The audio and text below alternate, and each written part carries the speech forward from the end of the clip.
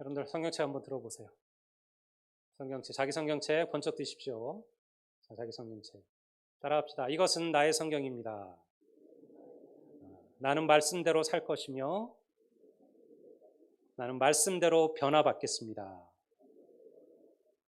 이거 매주 할 거예요. 꼭 가지고 오세요. 여러분들 이게 아무것도 아닌 것 같지만 우리가 하나님 말씀을 가까이 하는 것만큼 읽게 되는 거예요. 말씀을 멀리하면 우리가 그 말씀을 가까이 하기가 어렵습니다. 우리가 인류의 역사를 두 단어로 정의한다면 바로 자유와 평등을 위한 투쟁이라고 할 수가 있습니다. 누군가는 자유를 쟁취하기 위하여 목숨을 걸었고요. 누군가는 평등을 얻어내기 위하여 그들의 인생을 바쳤습니다. 어느 정도의 자유가 주어진 이 시대에는 사실은 이제 평등이라는 개념이 훨씬 더 중요하게 됐어요. 바로 그게 복지라는 개념이죠. 우리가 모든 나라들이 이제는 복지라는 개념으로 여러분들 이 빈부의 격차, 이 계층 간의 갈등들을 어느 정도 맞추려고 노력하는 거죠. 공산주의의 강령이 된 이 칼 막스, 마르크스와 엥겔스의 공산당 선언이라는 그 문장에도요, 바로 이 평등에 대한 얘기가 나오고요. 여러분, 우리나라 헌법, 그리고 미국의 헌법에도 평등에 대한 이야기가 나옵니다. 공산주의가 이런 분배 평등을 이야기한다면 자본주의는 기회 평등을 말하는 거죠. 그런데 막상 우리가 살아가는 삶은요, 그렇게 평등하지가 않아요. 오히려 불공평한 것이 훨씬 더 많다라는 거예요. 사람들은 대부분 자기가 살아가는 삶에 만족해하지 않습니다. 뭔가 불만족해하죠. 불공평하다 여깁니다. 평등하지 않다라고 생각한다라는 거예요. 그러나 세상은 불공평해도 하나님은 공평하신 분이심을 믿으시기를 주의 이름으로 축원합니다. 제가 오늘 그 얘기를 좀 잠깐 나누려고 합니다. 오늘 본문에 두 사람의 주인공이 두 사람의 등장을 해요. 한 사람은 부자고요. 한 사람은 성경 말씀 그대로 거지였습니다. 똑같은 사람이었지만 그들의 그 두 사람의 삶은 너무 달랐어요. 말 그대로 극과 극을 달립니다. 이 이야기의 전반부의 주인공은 부자입니다. 주님은 그에 대해서 뭐라고 얘기하셨을까요? 우리 19절을 한번 제가 읽어보겠습니다. 이렇게 기록합니다. 한 부자가 있어 자색 옷과 고운 베옷을 입고 날마다 호화롭게 즐기더라. 이 이야기 속에 이 부자가 어떠한 부자인지가 나오죠. 그가 자색 옷을 입었다. 자색 옷은요, 아무나 입을 수 있는 옷이 아니었습니다. 당시 대부분의 옷이라는 것은 흰색 아니면 회색, 검은색, 이게 대부분이었어요. 그런 시대 속에서 이 자색, 보라색의 옷을 입는다는 것은 특별한 사람들이었어요. 왕이나 고관 대작이나 큰 부자들만이 자색 옷을 입었어요. 왜냐하면 이 자색의 색깔을 내는 염료는 아주 특별한 염료였습니다. 아주 값비싼 재료였기 때문에요. 아무나 입을 수 없는 옷이죠. 지금으로 치면 한 벌에 수백만 원, 수천만 원을 하는 이태리제 양복을 지금 이 사람이 입고 다닌다라는 거예요. 그리고 뭘 했습니까? 매일같이 저명 인사들을 초청해서 자기의 집에서 가든 파티를 열었다라는 거예요. 이것이 부자에 대한 예수님의 이야기예요. 그가 자색 옷을 입고 고운 베옷을 입고 날마다 호화로이 파티하더라. 그렇게 기록하는 거죠. 아마 세상 사람들이 다 꿈꾸는 삶 아니겠습니까? 우리가 누가 이런 삶을 싫다고 할까요? 내게 이런 삶이 주어진다면 나는 그런 삶 싫습니다 말할 이들이 얼마나 될까요? 세상 사람들이 다 꿈꾸는 삶이에요. 그런데요, 예수님께서 부자에게 기록한 것은 이게 다예요. 그가 어떤 사람이었고 어떤 성품을 지녔으며 그리고 어떠한 이상이 있었으며 또한 그의 믿음이나 그의 삶에 대해서는 아무런 이야기하지 않습니다. 그는 유대인이었으니까요. 그도 당연히 율법을 알았고 하나님을 알았을 거예요. 그런데 이 이야기 속에 그의 믿음, 그의 신앙에 대한 이야기는 하나도 등장하지 않는다라는 거예요. 그는 그저 부자였다라는 거예요. 세상에 수많은 부자들이 있습니다. 개인 자가용 비행기를 타고 다니고요. 하룻밤에도 수백만 달러의 쇼핑을 해대는 그런 부자들이 있죠. 우리가 뭐 두바이에 또 혹은 아랍의 수많은 그 왕자들, 그 왕족들 보면 하룻밤 사이에 수천 달러, 수천만 달러도 그렇게 쓰고 도박으로 쓰고 이런 부자들이 있습니다. 근데 여러분들 그들 가운데 몇 사람의 이름이나 알고 계셔요? 우리는요, 세상에 수많은 부자들이 있지만 그들의 이름을 다 알지 못한다라는 거예요. 그저 그들의 모비에는 무엇이 적힐까요? 그냥 돈 많았던 한 사람이 살았다라는 얘기 외에는 그들의 무덤에 쓰여질 묘비명이 없다라는 거예요. 예수님께 이 부자는 그러했다는 거예요.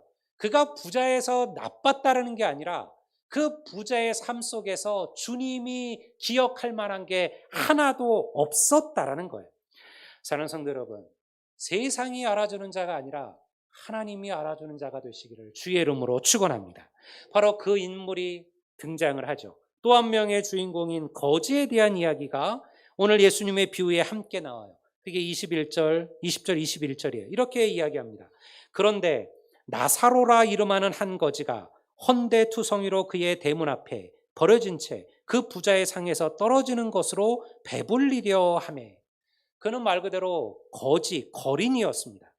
아마 영양실조로 걸린 듯한 부스럼이 그의 온몸을 뒤덮고 있었고요. 혼자서는 움직일 기력도 없었습니다.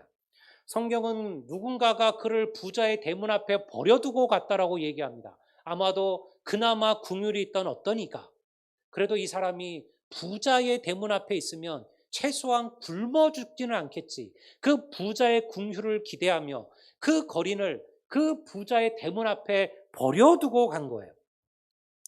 얼마나 많은 이들이 그 부자의 그 대문을 오고 갔을 거예요. 우리 성경 말씀처럼 그는 날마다 호화로이 파티를 열었다라고 얘기하잖아요. 그러나 그곳을 지나는 그 수많은 사람들 가운데 그 이에 대하여, 이 거지에 대해서 누구도 그를 돌아보는 이가 없었다라는 거예요. 부자는 물론 어떤 사람도 그에게 아무런 관심도 보여주지 않았어요. 이 거린의 상태가 어떠한지를 예수님은 이렇게 얘기하죠. 지나가던 개가 그 헌대를 핫할더라. 그러니까 그가 지금 사람 취급 못 받는다는 거예요. 그의 삶이 동물의 삶과 다를 바 없다라고 그렇게 성경이 이야기하는 거예요. 여러분, 우리는 누구의 삶을 추구할까요? 세상 사람들 같으면 다 이 부자의 삶이 아닐까요? 그런데요, 이 거지에게는 부자가 가지지 못한 한 가지가 있었어요. 뭘까요? 그에게는 뭐가 있었다? 이름이 있었어요. 이름이 있었어요. 부자는요, 이름이 등장하지 않습니다. 그런데 이 거지에게는 이름이 있었어요. 바로 나사로라는 이름이에요. 이 이름이 중요해요. 왜냐하면 예수님의 수많은 비유들 가운데 이름이 등장하는 그 주인공의, 거기 나오는 등장인물의 이름이 등장하는 비유는요, 이 부자와 거지 나사로의 비유밖에 없습니다. 나사로란 이름의 뜻이 무엇일까요? 하나님이 도우시는 자. 이게 나사로예요. 나사로의 이름의 뜻은 하나님이 도우시는 자. 이게 무슨 의미일까요? 하나님께서 그를 기억하고 계신다는 거예요. 세상은 그 거린을, 그 거지를 아무도 몰라주고 그를 돌아보지 않고 그를 알지 못했지만 하나님은 그를 기억하신다. 하나님께서 그를 도우신다. 바로 그가 나사로예요. 사랑하는 성도 여러분, 세상 사람들이 우리의 이름을 알아주지 못할 수 있습니다. 나의 수고와 나의 눈물을 몰라주기도 하죠. 내가 교회에서 충성하고 헌신하지만요, 사람들이 그것을 몰라줄 수도 있어요. 그러나 여러분, 괜찮습니다. 하나님께서 우리를 기억하시고 알아주고 계심을 믿습니다. 하나님은 은밀히 보시는 분이시라 우리는 다 우리의 헌신, 우리의 수고를 누군가 알아주기를 바라요. 내가 수고하고 내가 했으면요, 누가 그것을 알아주고 칭찬해 주기를 바라죠. 근데 그렇지 않을 때가 있어요. 근데 몰라주는 게 아니에요. 하나님이 보고 계십니다. 하나님이 기억하고 계신다라는 거죠. 세상이 내 편이 아니어도 나는 하나님이 도우신 자라는 이 주의 이름을, 주의 칭찬을 경험할 수 있는, 받을 수 있는 우리 성도들이 되기를 주의 이름으로 축원합니다. 그러니요, 이 얘기가 뭘 우리에게 가르쳐 주는 거예요? 예수님과 정말 관계가 있었던 사람은 누구냐? 부자가 아니었어요. 바로 이 거지 나사로였다라는 겁니다. 한번 실제로 생각해 보세요. 사람들은 누구의 이름을 알았을까요? 그 부자의 이름은 알았겠죠. 부자는요, 아무래도 그 지역에 여러분 저명한 인사, 유명한 사람이었을 겁니다. 큰 부자였으니까요. 그의 이름을 모르는 사람들이 없었을 거예요. 하지만 아마 나사로의 이름은 아무도 몰랐을걸요. 누가 그에게 이름이라도 물어봤을까요? 아마 그렇지 않았을 겁니다. 세상 사람들은 그의 이름을 몰라 주었다라는 거예요. 그럼에도 주님께서는 그를 나사로라고 불렀어요. 하나님이 도우시는 자라는 거죠. 왜 그가 거지가 되었을까? 우리는 그 얘기는 알지 못해요.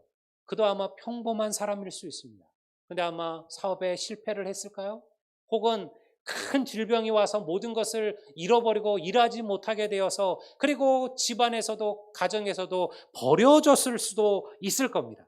보통 사람들 같으면 원망하지 않았겠습니까? 하나님의 탓으로 돌리거나 하나님을 저주하지 않았을까요? 그렇다면 예수님은 그의 이름을 나사로라 기억하지 않았을 거예요. 주님께서 그의 이름을 나사로라 불러준 이유는요. 그가 그 절망과 고난 속에서도 누구를 의지했다고? 하나님을 의지했다는 거예요. 하나님을 바라보았다는 거예요. 그러니 나는 하나님 어렵습니다. 나는 절망입니다. 나는 고통입니다. 나는 눈물입니다. 그래서 나는 하나님이 필요합니다. 그래서 하나님께서 그를 나사로라고 불러주신 거예요. 여러분 같으면 어떤 사람이 되기를 택하시겠습니까? 한 사람은 세상에 부를 가지고 있으나 이름이 없는 사람이고요. 한 사람은 세상적인 아무것도 가지지 못했으나 하나님이 도우시며 그 이름을 불러주는 자예요. 그래도 나는 전자입니다. 이렇게 얘기할 사람들이 있을 거예요. 왜?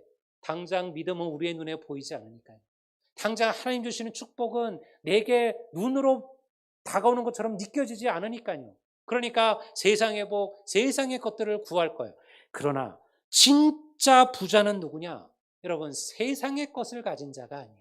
하나님의 도움의 손길을 붙들고 있는 자. 그가 진정한 영적인 부자인 줄을 믿습니다. 성경은 가난한 자가 복되다고 했습니다. 어떻게 가난한 자가 복될까요? 가난이 복되다라고 말한 게 아니에요. 가난하기 때문에 오직 하나님을 의지하고 하나님을 바라보는 자, 그런 자가 복되다라는 거예요. 예수님은 이 이야기의 클라이막스를 시작을 합니다. 22절 한번 볼까요? 이에 그 거지가 죽어 천사들에게 받들려 아브라함의 품에 들어가고 부자도 죽어 장사되매 얼마 후에 이 두 사람이 다 죽게 되었습니다. 어떤 이들은요 이것을 보고 봐라, 이래서 세상이 공평한 거다. 둘 다 죽었으니 평등한 세상 아니냐. 죽음 앞에 인생은 평등하다. 이렇게 얘기하는 이들이 있죠. 아니요. 끝나고 나면요. 그렇게 끝나면 인생은 너무 불공평한 거죠. 하나님을 모르고 세상 속에서 잘 먹고 잘 살다가 죽은 자와 그런 고통 속에서도 어려움 속에서도 하나님을 섬기며 헌신하며 충성했던 자의 삶이 똑같아 그러면 이것만큼 불평등한 일이 어디에 있을까요? 여러분, 이 다음에 위대한 역전의 이야기가 펼쳐지게 됩니다. 부자는 죽어서 뜨거운 지옥불에서 고통을 받고요. 나사로는 천사들의 손에 받들려 천국으로 올라가 하나님과 아브라함과 거하게 되는 거죠. 여러분, 죽음은 절대 평등이 아니에요. 오히려 이 세상의 삶이 끝난 이후에 우리는 나누어지게 될 겁니다. 달라질 겁니다. 이 세상의 불평등은 바꿀 기회가 있고요. 노력하면 바꿀 수가 있어요. 가난하게 태어났지만요. 여러분들 열심히 노력하고 열심히 애써서 인생을 바꾼 이들의 이야기가 우리의 주위에 얼마나 많이 있어요. 하지만요. 저 세상에서의 이 불평은요. 바꿀 방법이 없어요. 한번 결정되면요. 그대로 가는 거예요. 천국에 있는 자는 천국에서 주와 함께 살아가는 것이고 지옥에 있는 자들은 지옥에서 살아가는 거예요. 이거를 바꾸는 방법이 없다라는 거예요. 그래서 여러분 영적인 이 불평등이 훨씬 더 무서운 거예요. 왜 부자는 천국이 아니라 지옥에 떨어졌을까요? 성경은 부자의 나쁜 죄악에 대하여 아무것도 기록하지 않습니다. 성경 어디에도 그가 부정한 방법으로 돈을 벌었다는 얘기가 나오질 않아요. 그렇다고 그가 그의 돈으로 나쁜 짓을 했다는 얘기도 없어요. 그가 가난한 이들을 착취하거나 핍박했다는 얘기도 없어요. 그가 좋은 옷을 입은 거 그게 죄입니까? 그가 날마다 파티를 벌인 거 그게 죄인가요? 여러분, 좋은 옷, 좋은 음식 먹고 즐겁게 살았다. 이게 죄가 될 수는 없잖아요. 그런데 왜 이 부자는 지옥으로, 음부로 떨어졌느냐? 여러분, 우리 인간들은 악한 일만 하지 않으면 죄가 아니라 생각해요. 우리는 보통 그렇게 생각해요. 내가 나쁜 짓을 하지만 않으면 나는 죄인이 아니다. 이렇게 여기죠. 그런데 하나님은요, 우리가 하지 말아야 할 일을 한 죄만큼이나 우리가 해야 될 일을 하지 않은 죄를 크게 보신다는 거예요. 이게 기독교의 윤리예요. 여러분, 우리는 세상과 달라요. 왜 세상이 기독교인들을 여러분들 비난했을까요? 여러분, 그들이 세상의 윤리를 기독교인들이 따라가지 못한다라고 여기는 거예요. 우리는요, 하지 않는 죄보다 우리는 저지른 죄악보다 하지 않은 죄가 하나님 앞에 더 큼을 알아야 돼요. 제 부자는요, 그의 부를 제대로 쓰지 않았습니다. 그의 부는 그저 자신의 즐거움, 자신의 쾌락, 자신의 만족만을 위하여 쓰여졌다는 거죠. 그는요, 자기 집 앞 문 앞에서 죽어가는 그 거린에 대하여, 한 영혼에 대하여 그는 무관심했다라는 거예요. 내가 단지 누군가에게 상처 주는 말, 누군가의 가슴을 찌르는 말, 이런 말을 하지 않았다고 해서 내가 그리스도인답게 사는 게 아니에요. 내가 누군가를 격려하고 누군가를 위로하고 누군가를 세워주는 말을 하지 않았다면 우리는 하나님이 원하시는 그리스도인답게 살지 못하는 거라는 거예요. 내가 다른 사람들의 것을 빼앗아 내 것을 삼지 않았다고 해서 우리가 죄인이 아닌 게 아니에요. 여러분, 하나님이 내게 주신 것을 가지고 우리가 이것을 가지고 더 어렵고 더 힘들고 고난받는 일과 함께 나누는 삶을 살지 않았다라면 하나님은 우리를 책망하신다라는 거예요. 저는 그래서 우리 교회 장로님들을 존경해요. 왜냐하면 우리 장로님들은 그들이 가진 부들을 쌓아두지 않아요. 끊임없이 누군가를 위해서 베풉니다. 어를 위해서 나눕니다. 그러면 그들을 위하여 나누는 삶을 살려고 애쓰고 노력하는 거예요. 여러분, 그러니까 그 부가 귀한 부지요. 성경 우리에게 적극적인 의를 강조합니다. 우리가 선한 열매교회라는 이름을 정할 때 저는 사실은 이 이름을 제가 정하고 성도들 이름을 결정했지만 사실은 이 이름에 대한 많은 부담감을 가졌어요. 왜냐하면 그 이름은 그 이름대로 살아야 된다라는 책임감을 갖는 거예요. 우리 교회가 선한 열매라는 이름을 우리가 선택했다면요, 우리가 이 지역에서 정말 선한 행실을, 선한 열매, 선한 나눔들을 행하는 교회가 되겠다는 우리의 결심을 한 거예요. 그래서 우리가 작년 참으로 어려웠던 여러분들 순간에서도 우리가 더 어려웠던 지역 교회들을 위하여 우리 교회가 헌금을 하고 여러분들 그들을 위하여 나누었습니다. 올해도 그래요. 당회는 여러분들 지역의 어려운 교회들을 돕기로 우리가 결정을 했습니다. 우리가 5월 말 정도에 여러분들 지역의 어려운 교회들을 돕기 위한 특별 헌금을 다시 한번 할 겁니다. 그리고 여러분들 그것을 가지고 우리 지역의 어려운 교회들, 정말 월세도 제대로 내지 못하는 교회들, 그럼 우리가 그 교회들은 왜 그러느냐, 왜 부족하느냐, 왜 모자르느냐, 왜 전도가 안 되냐, 이런 말 할 거 없어요. 그냥 힘들고 어려운 교회, 코로나 때문에 더 어려워요. 목사님들이 사례도 제대로 받지 못하는 교회들도 있어요. 여러분들 성도들이 떠나는 교회들이 있어요. 코로나가 되면서 우리가 그런 교회들을 위하여 베풀고 나누는 거죠. 그것이 바로 선한 열매예요. 하나님께서 우리 선한 열매 교회를 그러한 교회로 쓰기를, 그러한 하나님의 도구로 쓰임받게 되기를 우리 주의 이름으로 축원합니다. 이제 우리가 이 주님의 이야기의 가장 중요한 부분에 도달해요. 부자가 지옥에서 부르짖습니다. 그가 뭐라고 얘기했어요? 아브라함이여, 아직 이 세상에 내 형제 5이 살고 있는데 그들에게 복음을 전해서 그들에게 가르쳐서 그들은 나와 같이 이곳으로 오지 않게 해주소서. 그가 지옥에서 받았던 그 고통, 그 아픔, 그 눈물이 얼마나 큰지요. 나는 어쩔 수 없지만 지금 아직 이 세상에서 저 세상 살고 있는 내 살아있는 형제들, 그들은 제발 이곳에 오지 않도록 해주십시오.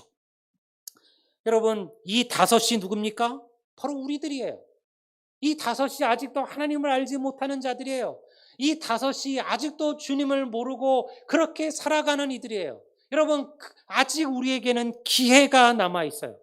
부자는 기회가 없었지만요, 우리는 기회가 있어요.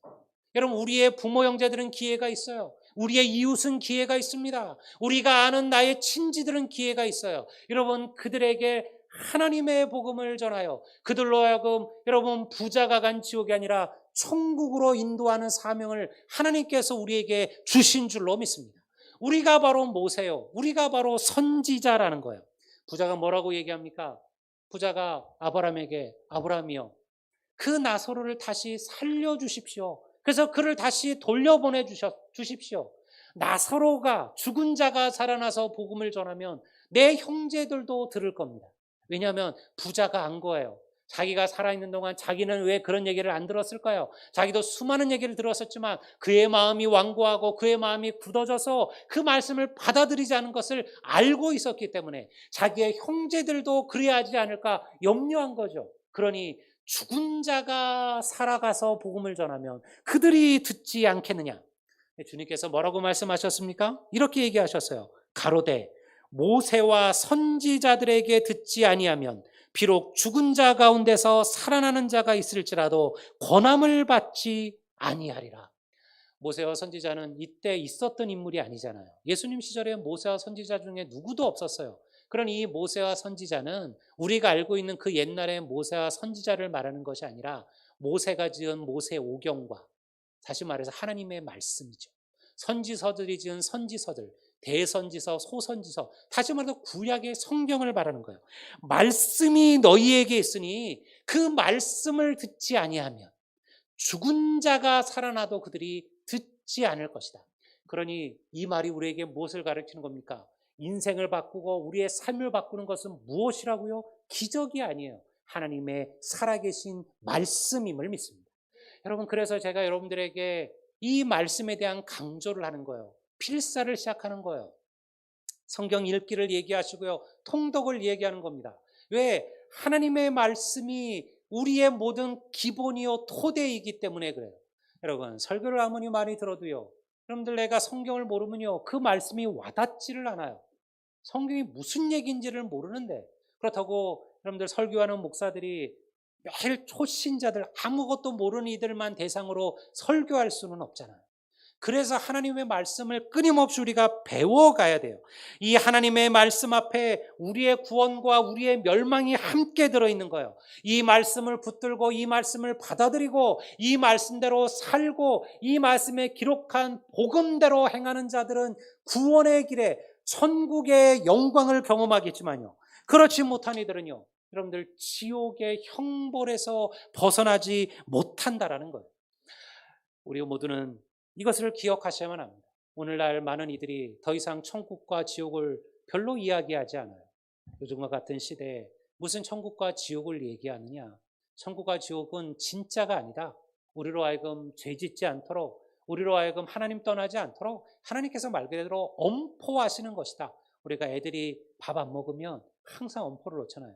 너 밥 안 먹어? 너 그럼 밥 앞으로 안 줄 거야. 너 굶는 거야. 너는 이제 밥 못 먹어. 얘기하지만 그렇다고 해서 밥 안 먹이는 부모가 어디 있어요? 밥 먹이려고 엄포하잖아요. 어떻게 사랑의 하나님께서 지옥을 만드실 수가 있느냐? 지옥은 없다. 그저 이것은 엄포다. 우리가 벌받지 않도록, 우리가 죄짓지 않도록 하나님께서 우리에게 엄포를 내리신 것이다. 그렇지 않아요.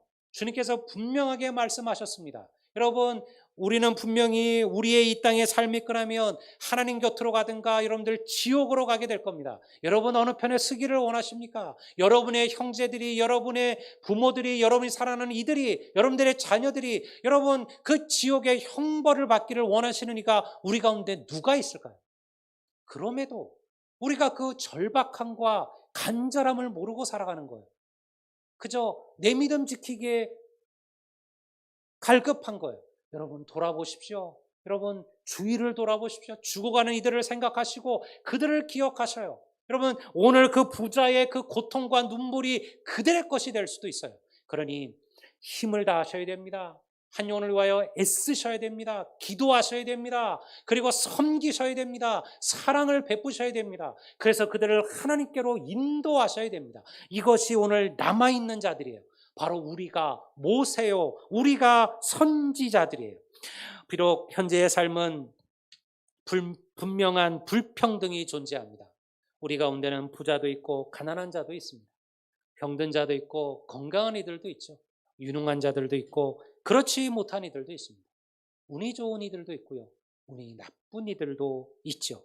그러나 우리가 하나님의 말씀에 기울이고 하나님의 말씀에 순종하고 주의 말씀을 붙들고 살아간다면 누구든지 천국의 영광과 복락을 얻게 된다는 점에서 우리는 공평하다라는 거예요.